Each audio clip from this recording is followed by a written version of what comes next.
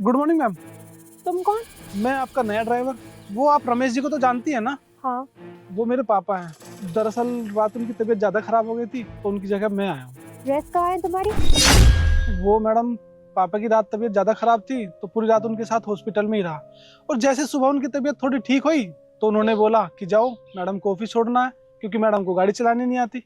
तो बस इसीलिए जो मुझे मिला मैं वो पहन के आ गया। और वैसे भी उनकी ड्रेस मुझे आ नहीं रही थी। देखो ना मैम, मैं आपकी गाड़ी भी साफ नहीं कर पाया। मतलब तुम्हारे अंदर जरा भी समझदारी नहीं है क्या? तुम अपने बाप की जगह नौकरी करने आए हो और ये कपड़े पहनकर आए हो। एटलीस्ट ढंग की शर्ट तो पहन लेते, थोड़ा सा प्रेजेंटेबल बनकर आते। मेरा ड्राइवर मेरे साथ पूरे दिन रहता है, मुझे बड़े बड़े लोगों से मिलना होता है, मीटिंग करनी होती है, बड़े बड़े लोगों के साथ उठना बैठना पड़ता है, और मैं तुम्हें इस हालत में लेकर जाऊंगी तो मेरी तो बेइज्जती हो जाएगी। दिमाग खराब करके रखा हुआ है तुमने और तुम्हारे बाप ने। Sorry ma'am. अब खड़े खड़े मेरी शक्ल क्या देख रहे हो? दरवाजा खोलो, मुझे ऑफिस जाना है, लेट हो रहा है। जी मैम, आइए।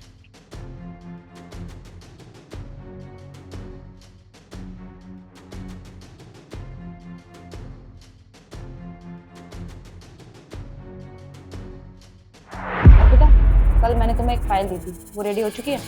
अब मैम फाइल रेडी है। फिर लाओ दिखाओ।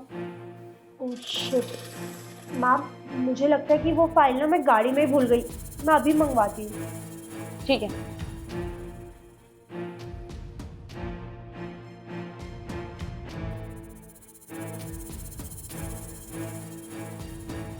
सुनो ड्राइवर, वो गाड़ी की बैक सीट में ना ग्रीन कलर की फाइल रखी होगी, वो ऑफिस में लेकर आ जाओ।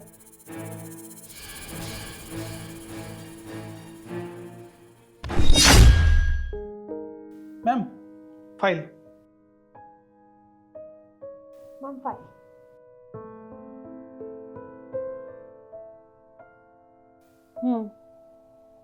फाइल तो ठीक है। अच्छा सुनो, वो जो फ्रांस के हमारे क्लाइंट्स थे उनसे बात हो चुकी है? मैम नहीं, वो एक्चुअली क्या है ना, जो ट्रांसलेटर है वो छुट्टी पे है, तो इस वजह से क्लाइंट से बात नहीं हो पाई है। अर्पिता, तुम्हारा ट्रांसलेटर छुट्टी पे था तो इसमें मेरी क्या गलती है? तुम्हें काम तो करना चाहिए था ना। मैम पर इसमें मेरी क्या गलती है? ट्रांसलेटर छुट्टी पे है और मुझे फ्रेंच लैंग्वेज आती नहीं है, तो कैसे बात करूँ क्लाइंट से?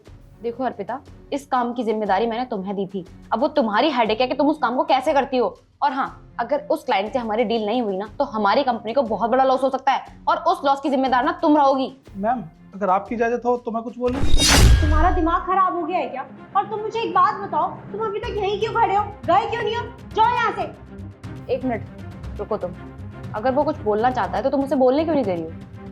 बोलो, तुम क्या बोल रहे थे? मैम वो मैम मैं कह रही हूँ उसे कुछ नहीं आता है, अनपढ़ गंवार जाहिल है ये। जाओ तुम यहाँ से। अर्पिता, तुम्हें समझ नहीं आ रहा मैंने क्या बोला तुमसे? अगर वो कुछ बोलना चाहता है तो उसे बोलने दो, बीच में इंटरप्ट मत करो। बोलो, तुम क्या बात है? मैम, मैं ये कह रहा था कि अगर आप चाहो तो मैं आपके फ्रेंच क्लाइंट से बात कर सकता हूँ। Are you sure? तुम बात कर सकते हो क्लाइंट से? हाँ मैम, मैं बात कर सकता हूँ। वो एक्चुअली मुझे फ्रेंच बहुत अच्छे से आती है, और जो आपको कुछ उनसे कहना है वो मैं कह दूंगा। अच्छा 1 मिनट सुनो, ये ना क्लाइंट है और इससे बोलो कि हम इसके साथ पार्टनरशिप करने के लिए रेडी हैं। बोनजोर।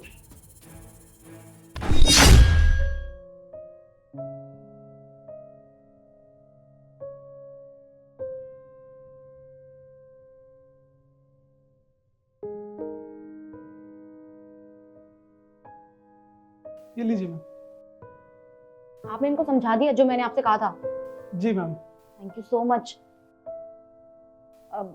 अगर आप माइंड ना करो तो मैं आपसे एक बात पूछ सकती हूँ, ये फ्रेंच लैंग्वेज आपने कहाँ से सीखी? वो एक्चुअली मैम, मैं टूरिस्ट गाइड रह चुका हूँ ना, तो मुझे फ्रेंच के साथ साथ और बहुत सारी लैंग्वेज भी आती है। अरे वाह, तुम तो बहुत टैलेंटेड हो। और मैम, आपसे एक बात बोलूँ?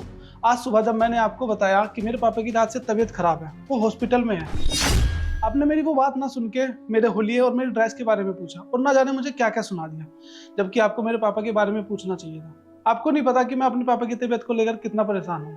मेरे पापा कितने सालों से आपके यहाँ काम कर रहे हैं, लेकिन आपने उनके बारे में एक बार भी नहीं पूछा।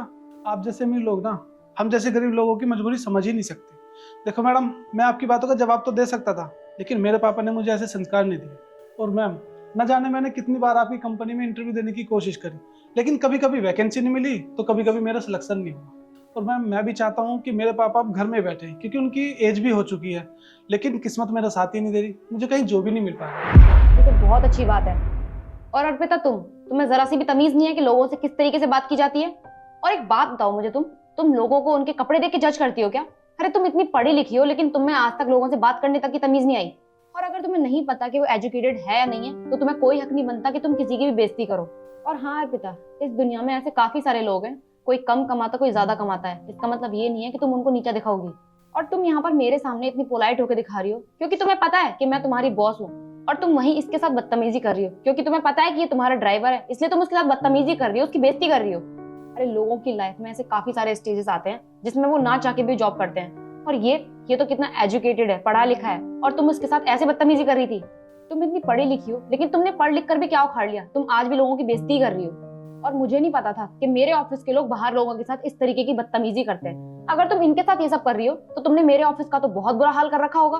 अरे शुक्र मानो कि इनके पापा ने इन्हें बहुत अच्छे संस्कार दिए हैं, इसीलिए अभी तक इन्होंने तुम्हें कोई पलट के जवाब नहीं दिया। और तुम्हें इनको सॉरी बोलना चाहिए, लेकिन तुम अभी तक इनके सामने एटीट्यूड में बैठी हुई हो।